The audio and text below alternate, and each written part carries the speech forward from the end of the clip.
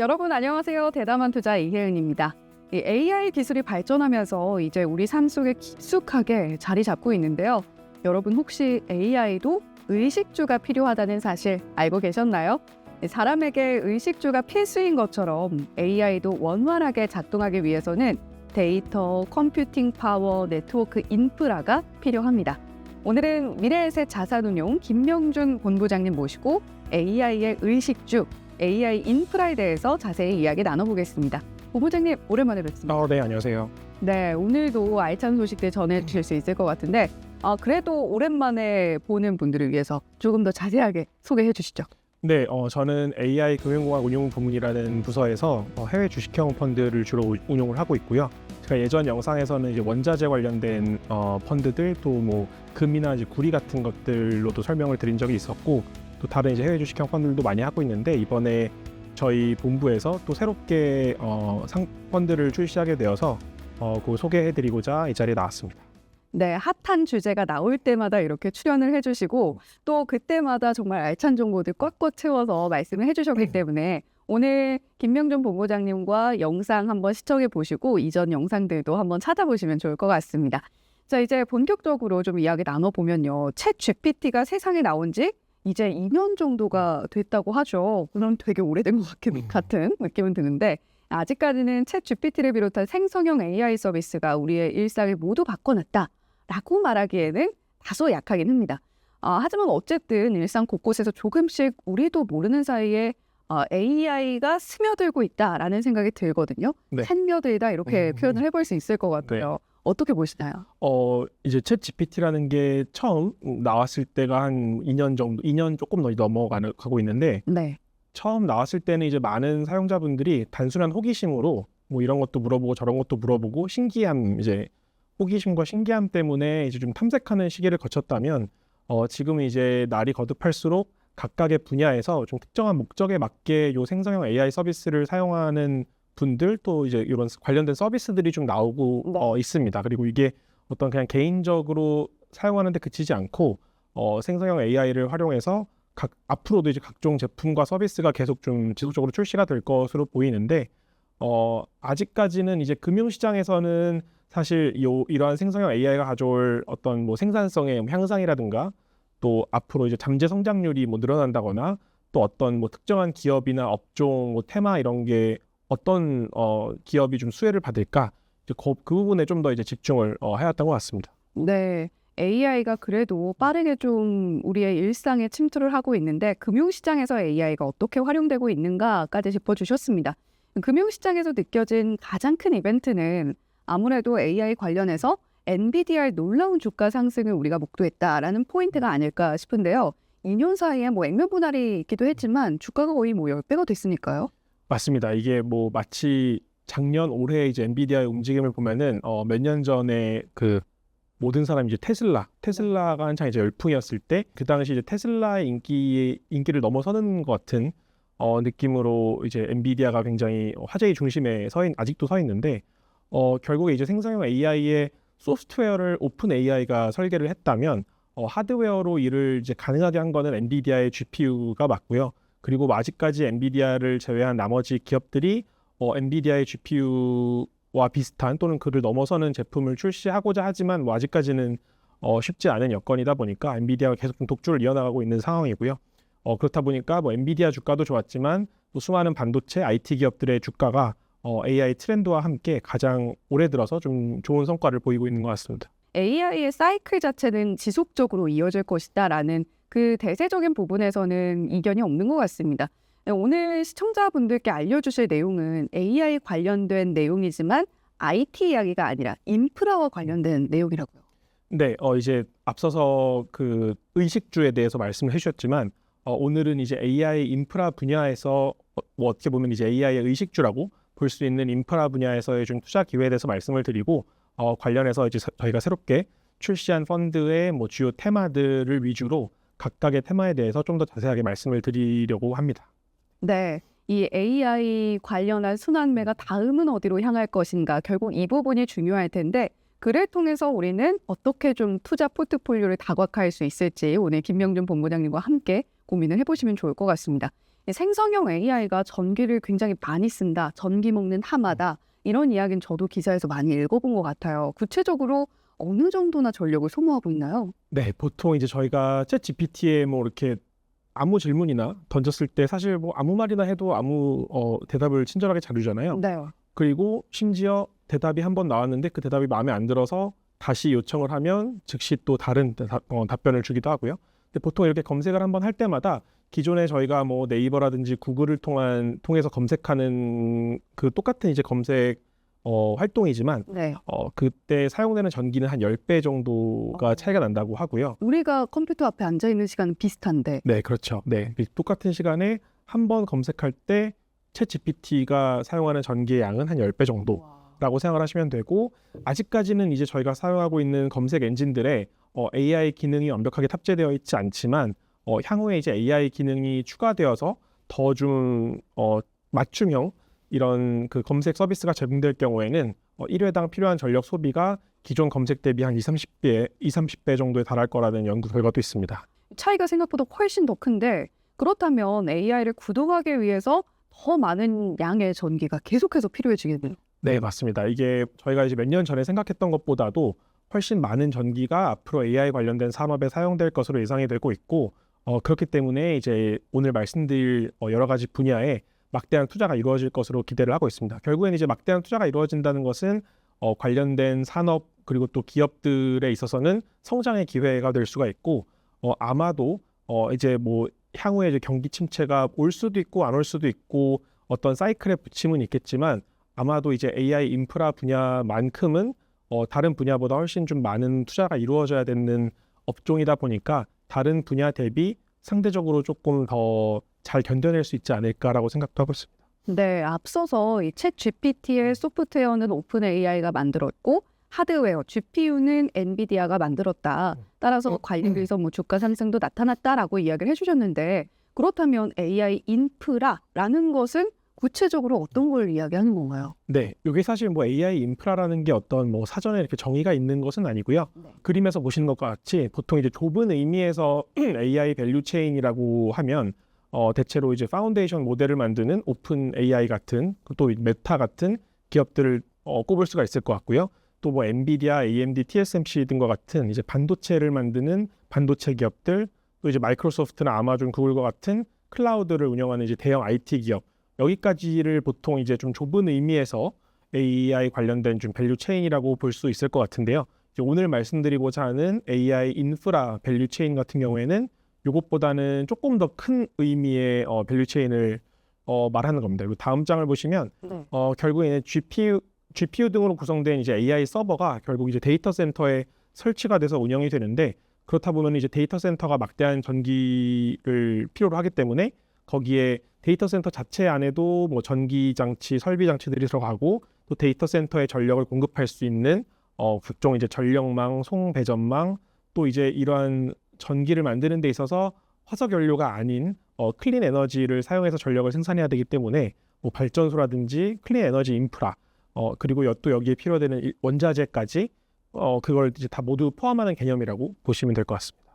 네, 말씀해 주신 걸 들어보니까 거대한 뿌리를 가지고 있는 나무가 좀 생각이 나는데, 우리가 보는 것은 나무나 뭐 울창한 이파리 같은 것들이라고 한다면, 이 AI 인프라는 그 아래에 전력을 공급해주고 여러 가지 원자재를 공급해주고 뿌리를 영양분을 흡수하는 그런 것들이 아닌가라는 생각이 듭니다.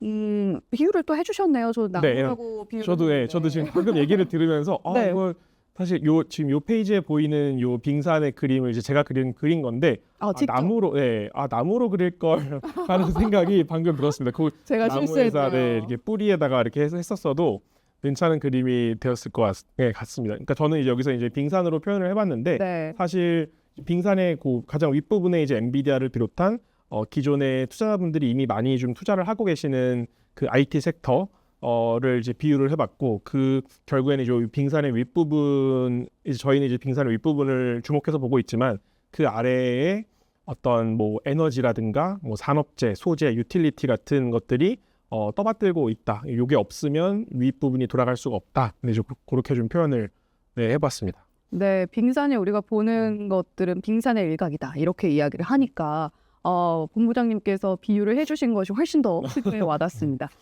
그렇다면 오늘 소개해 주시려는 ETF로 글로벌 AI 인프라에서 주목하고 계신 주요 테마는 무엇일지 그 부분도 궁금한데요. 네, 저희가 가장 주목하는 또 이제 집중해서 투자하려는 테마는 크게 전력 인프라, 데이터 센터 인프라, 핵심 원자재 생산, 클린 에너지 정도를 들 수가 있겠고요.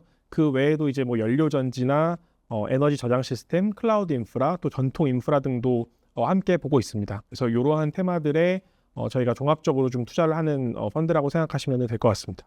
집중해서 투자하고자 하는 분야들을 하나하나 차례차례 짚어주셨는데 그렇다면 전력 인프라로 한번 시작해보면 어떨까 싶습니다.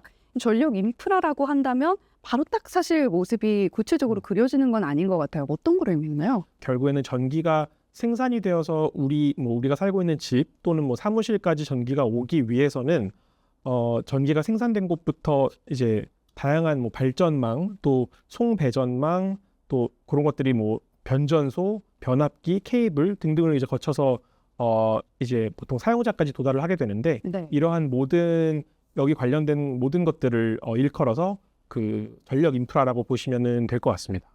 자, 이렇게 설명을 해주시니까 좀 이해하기가 쉬워지는 것 같습니다.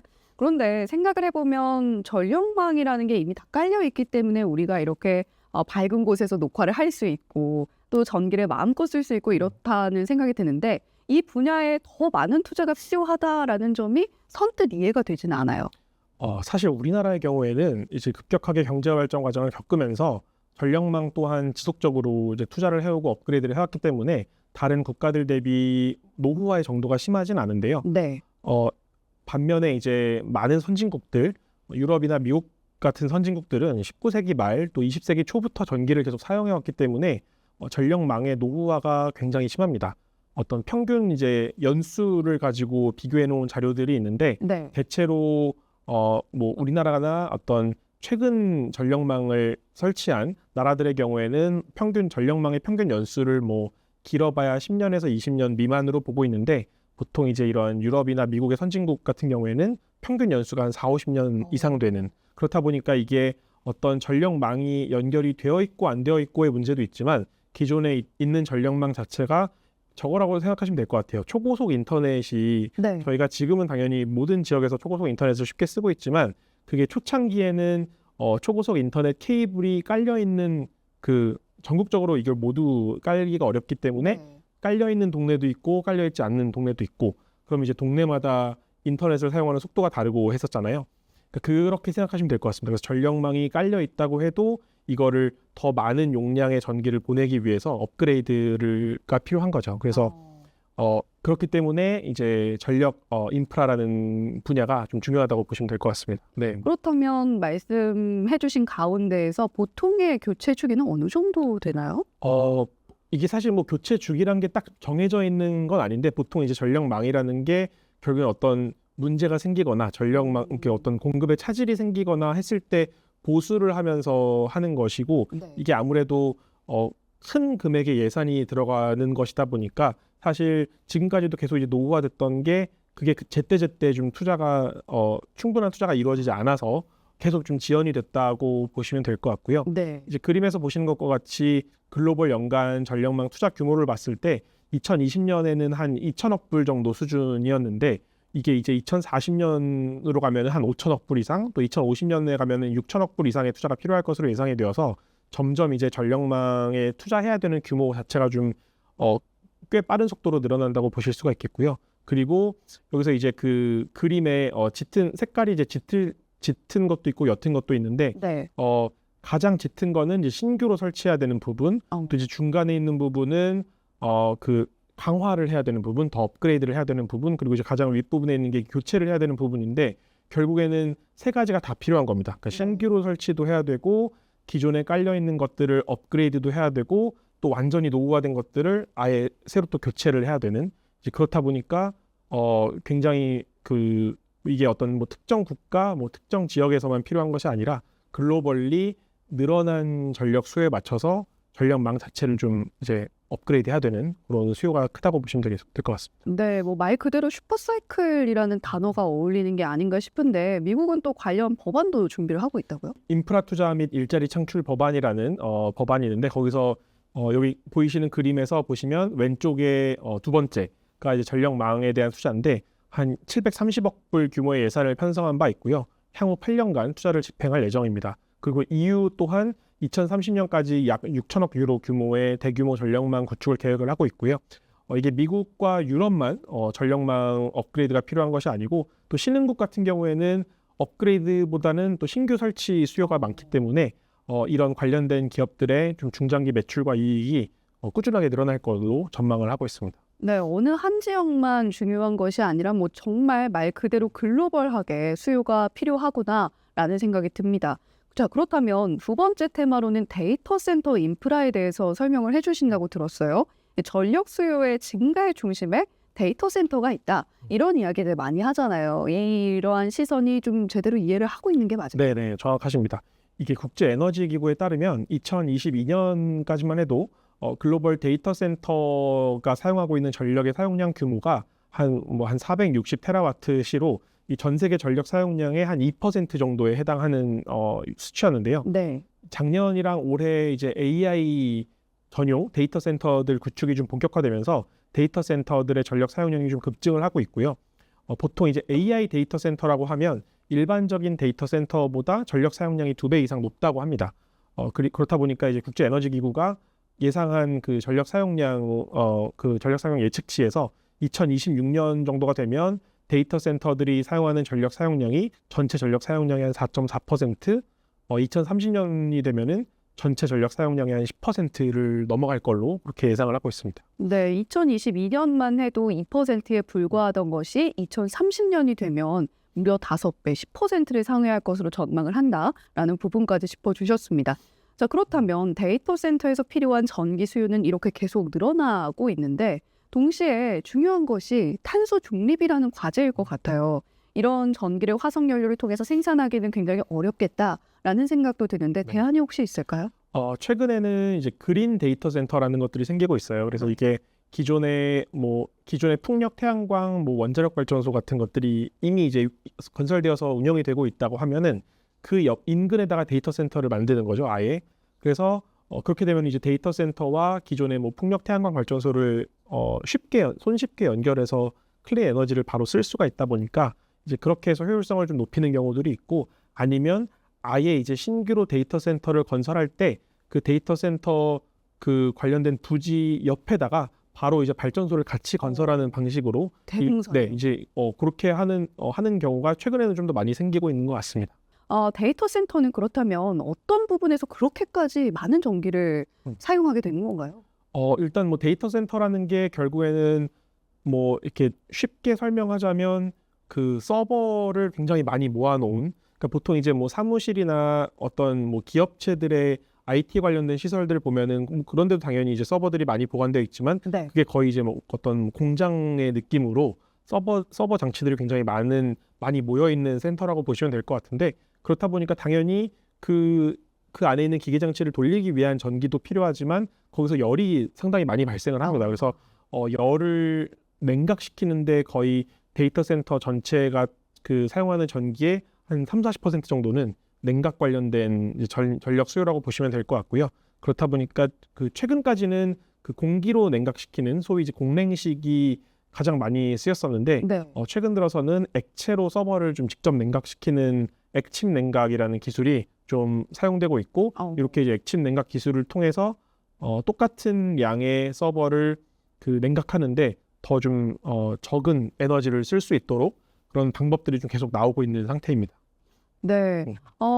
그렇다면 데이터 센터 인프라 투자에는 환기라던가 냉각이라던가 이런 시스템이 모두 포함이 되는 거네요? 네, 이제 저희가 그 주목하고 있는 데이터 센터 인프라 관련된 이제 투자라고 했을 때는 이런 그 서버 저장 장치라든가 기타 하드웨어, 또 데이터 센터 안에 실제로 들어가는 설비를 공급하는 기업들도 포함을 하고 있고, 또 이제 데이터 센터를 기업들이 직접 설치해서 운영하는 경우도 있지만 데이터 센터 그 자체들도 또 따로 이제 상장이 되어 있기 때문에 그런 이제 데이터 센터 리츠 종목들까지도 저희가 같이 투자를 하고 있습니다. 네, 그렇다면 이 AI 데이터 센터의 인프라 구조에 투자를 하고 있는 기업들의 현황을 좀 그래프로 또 준비를 해주셨잖아요. 네네. 보면 이제 결국에는 이제 데이터 센터 인프라에 대한 캐펙스가 계속 좀 꾸준하게 증가를 하는 추세이고, 방금 전에도 설명을 드렸지만은 수많은 IT 기업들이 자체적으로 이제 데이터 센터를 건설해서 운영하는 경우들도 있고, 최근에는 데이터 센터를 좀 전문으로 개발하고 또 건설하고 운영하는 데이터 센터 리츠들이 뭐 미국에도 있고 유럽에도 있고 또 아시아 뭐 싱가포르, 호주 등등에도 있는데요. 이러한 그 전문적으로 이제 데이터 센터만 운영하는 리츠들의 데이터 센터를 기업들이 임차를 해서 사용을 하는 경우도 많습니다. 아무래도 이게 IT 기업이 그 어떤 뭐 부동산 데이터 센터 운영 자체가 이제 IT 기업의 어떤 본연의 업무는 아니다 보니까 네. 내가 이제 잘할 수 있는 거에 집중을 하고 데이터 센터를 관리하고 유지 보수하는 일들은 이제 거기에 또 전문가에게 맡긴다고 보면 되겠죠. 그래서 이러한 아무래도 아직까지는 수요에 비해서 공급이 턱없이 좀 부족한 상황이다 보니까 데이터 센터를 이제 전문적으로 운영하고 있는 이런 데이터 센터의 임대료 자체도 그 꾸준하게 좀 올라가고 있는 추세입니다. 그렇다 보니까 이제 이런 데이터 센터 리츠에 투자를 하게 되면 간접적으로 이제 데이터 센터의 임대료가 계속 올라가는 부분을 이제 수치를 할 수 있는 것이죠. 네, 데이터 센터 리츠 상품도 있다라는 걸 이 시간을 통해서 알아가게 됐습니다. 자, 그렇다면 AI 시대에 필요한 핵심 원자재로는 또 어떤 것들이 있을까? 이 부분도 궁금합니다. 네, 이게 사실 원자재는 제가 그 예전 영상에도 뭐 구리로도 이제 영상을 한번 찍은 적이 있었고, 네. 그 당시에 이제 구리의 각종 뭐 수급 차질 요인이라든가 뭐 그 공급이 불확실한 점들, 이제 그런 점들 그 대비 공급이 불확실한 것과 비교했을 때 중장기 수요는 계속 좀 꾸준하게 증가할 수 있다라고 하면서 이제 구리의 좀 가격에 주목할 필요가 있다 이렇게 말씀을 드렸었는데, 오늘은 이제 여기에 덧붙여서 우라늄까지도 좀 설명을 드리려고 하고요. 공교롭게도 원자재 품목이 상당히 좀 다양한 품목들이 있지만 우라늄과 구리 두 가지 모두 수요는 그 중장기적으로 많이 좀 늘어날 것으로 보이는 반면에 공급은 좀 구조적으로 부족하다는 공통점을 갖고 있습니다. 네, 이게 왜 그러냐면 우라늄 같은 경우에는 그 이제 탄소 중립 목표가 이제 나라마다 좀 다르고 그 타임라인 자체가 좀 다른데, 그렇다 보니까 기존에는 이제 뭐 탈원전이다 해서 원자력 발전 비중을 좀 낮추고 바로 이제 풍력 태양광 등등으로 이제 가려는 시도들이 있었는데 그게 생각보다 쉽게 되지가 않았습니다. 근데 그렇다고 해서 다시 또 석탄이나 그 화석 연료 기반으로 돌아갈 수는 없다 보니까 이제 그 중간지대쯤에 있는 원자력 발전소에 대한 인기가 다시 좀 늘어나고 있는 추세이고요. 그리고 뭐 중동 지역이라든가 중국이라든가 이런 지역은 아직도 이제 원전을 좀 열심히 짓고 있고, 최근에 이제 동유럽 같은 경우에도 원전을 계속 좀 짓고 있다 보니까 원자력 발전을 위해 필요한 이제 우라늄의 수요는 계속 좀 꾸준히 늘어날 걸로 기대가 되고 있습니다. 근데 반면에 수요는 계속 늘어나는 반면에 새롭게 이제 우라늄을 공급해야 할 수 있는 나라는 사실 러시아를 포함해서 몇 개 안 되기 때문에 네. 또 하필 또 러시아는 또 전쟁 중이기도 하고 그렇죠. 또 각종 규제라든지 어떤 그런 것들이 좀 노출이 되어 있다 보니까 공급은 훨씬 좀 불확실성을 안고 있다고 볼 수 있습니다. 네, 우라늄과 구리가 각광받고 있는 원자재다라고 짚어주셨는데 AI를 위한 전기를 생산하는 동시에 이렇게 탄소 중립이라는 큰 목표를 달성해야 한다는 게 참 어렵게 느껴지기도 하는데요. 그러면 결국 클린 에너지 인프라에 대한 투자가 필수적이겠다라는 생각이 듭니다. 네, 이게 에너지 발전 원별 그 탄소 배출량을 보면 결국에 여기서 이제 그림에서 보시는 것과 같이 오른쪽으로 갈수록 이제 탄소 배출을 많이 하는 에너지원이고, 왼쪽으로 갈수록 이제 그 탄소 배출량이 적은 발전원들인데, 결국 풍력, 태양광, 뭐 수력, 어떤 지열 뭐 이런 것들이 가장 좀 적은 탄소를 배출하다 보니까 이제 클린 에너지로 이제 분류가 되는 것이고요. 네. 결국에는 늘어나는 전기 수요를 이러한 왼쪽에 위치한 클린 에너지원을 더 많이 지어서 그 전기를 생산해야 되다 보니까 이러한 그 클린 에너지 관련된 인프라에 대한 수요가 늘어날 수밖에 없는 것이고요. 그리고 뭐 이 부분은 사실 저희도 필요성에 대해서는 굉장히 동의를 하면서도 또 한편으로는 저희가 주의 깊게 또 봐야 되는 부분은 보통 이제 저희가 미국 대선이 얼마 안 남았는데 미국 대선이 지금 2달도 안 남은 상태인데 그 소위 이제 클린 에너지라는 이슈를 가지고 두 후보가 강경한 입장 차이를 보이고 있습니다.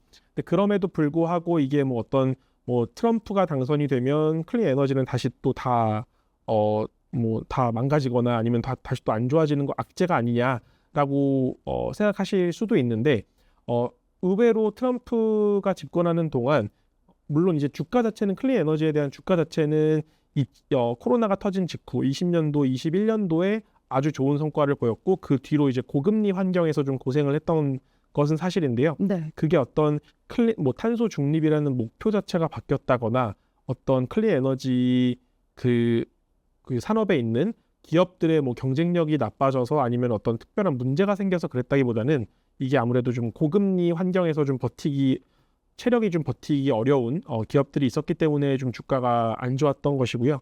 오히려 제가 봤을 때는 미국 대선에서 물론 이제 해리스 후보가 당선이 되는 게 클린 에너지 산업에는 조금 더 긍정적일 수는 있는데 이게 뭐 트럼프 후보가 된다고 해서 갑자기 글로벌 클린 에너지 관련된 사업이 다시 뭐 뒤로 후퇴하거나 그러지는 않을 것 같고 오히려 그게 속도의 차이만 있을 뿐이지 결국에는 이 부분은 그 전체 이제 AI 인프라에서 꽤 중요한 부분을 차지할 것이라고 생각을 합니다. 네, 고금리 환경 하에서 신재생 에너지라고 우리가 흔히 이야기하는 태양광, 풍력 뭐 이런 관련 종목들의 센티멘탈은 흔들렸을지언정 일단 신재생 에너지로 이행하는 그 과정 자체, 큰 그림 자체에는 변함이 없다라는 부분 한 번 더 강조를 해주셨습니다. 자, 그렇다면 오늘의 영상의 포인트가 될 것 같은데요. ETF로 글로벌 AI 인프라에 투자를 할 때 핵심적인 포인트 저희가 어디서 찾아볼 수 있을까요? 네. 이제 앞서 설명드린 다양한 테마들, 뭐 전력 인프라라든가 데이터 센터 인프라, 또 원자재 생산, 클린 에너지 인프라 등등 이제 앞서 설명드린 테마들에 좀 종합적으로 투자할 수 있는 상품이라고 볼 수가 있겠고요. 보통 저희가 가장 처음에는 이러한 테마 관련된 국내 그리고 또 해외에 상장되어 있는 ETF들을 선별을 해서 투자 유니버스를 만들고요. 저희가 일정한 그 스크리닝 절차를 거쳐서 최종적으로 투자하게 될 ETF들을 선정하게 됩니다. 이 ETF들을 선정하는 데 있어서는 저희가 다양한 그 지표들을 사용을 하는데 그 기업들의 평균적인 크기라든가 또 이제 기업들의 향후 매출 성장률, 또 영업이익 성장률, 이익 성장률, 그리고 최근에 또 주가 흐름 같은 것들을 좀 종합적으로 판단을 해서 보통 이제 저희가 월 1회 정도의 리밸런싱을 거쳐서 계속 좀 이번 달에는 어떤 테마에 좀 더 비중을 높이고 또 다음 달에는 어떤 테마의 비중을 좀 낮추고 다른 테마의 비중을 높이고 하는 식으로 이제 이게 고정해서 투자하는 것이 아니라 네. 계속 좀 그때그때 가장 그 좋을 걸로 생각이 되는 테마들에 계속 좀 종합 분산해서 골고루 투자한다고 보시면 될 것 같고요. 이게 아무래도 최근에 사실 그런 뭐 전력망이라든가 이런 AI 인프라 관련된 여러 가지 이제 ETF 상품들이 나오고 있는데 아무래도 저희는 이제 그런 최근에 출시되었던 이제 ETF들이 저희의 투자 대상이 된다고 볼 수가 있겠고요. 이게 아무래도 어떤 특정 한 테마 또는 소수의 기업에 투자를 하게 됐을 때는 그만큼 이게 기대 수익률도 높아지지만 그만큼 이제 비례해서 위험이나 변동성도 높아지다 보니까 저희는 여러 ETF 또 여러 테마에 좀 분산해서 투자를 하고 또 정기적으로 리밸런싱을 거쳐서 이제 비중을 변화시키면서 좀 이런 게 이제 직접 하시려면 굉장히 좀 귀찮을 수가 있는데 이런 것들을 좀 효과적인 좀 분산 투자를 저희가 대신 한다고 좀 생각하시면 될 것 같습니다. ETF로 글로벌 AI 인프라 펀드를 통해서 나만의 좀 투자 세계관을 세워보시는 것도 좋겠다라는 생각이 듭니다. 자, 오늘 AI의 의식주, AI 인프라에 대해서 자세한 이야기 나눠봤는데요. 본부장님 오늘도 정말 알찬 내용으로 준비해 주셔서 너무 감사드립니다. 네, 감사합니다. 네, 저희 시청자 여러분들께 또 한마디 해주시죠. 네, 사실 이게 내가 엔비디아에 투자를 못했거나 엔비디아를 가지고 있지 못하다고 해서 너무 늦었다, 이제 더 이상의 기회는 없다라고 생각하실 필요는 전혀 없을 것 같고요. 계속 어쨌든 시장에는 투자 기회라는 게 있고 또 이게 이렇게 물론 이제 집중해서 어떤 소수의 종목에 집중해서 투자하는 것이 어떤 분께는 굉장히 맞을 수도 있는데 또 그게 그렇지 않은 분들도 계실 수가 있기 때문에 제 생각에는 그런 개별적으로 개별적인 ETF 투자 또 개별적인 종목 투자도 좋지만 또 이제 그런 것들을 좀 종합적으로 분산해서 할 수 있는 펀드에 대해서도 관심을 가져주시면 좋을 것 같습니다.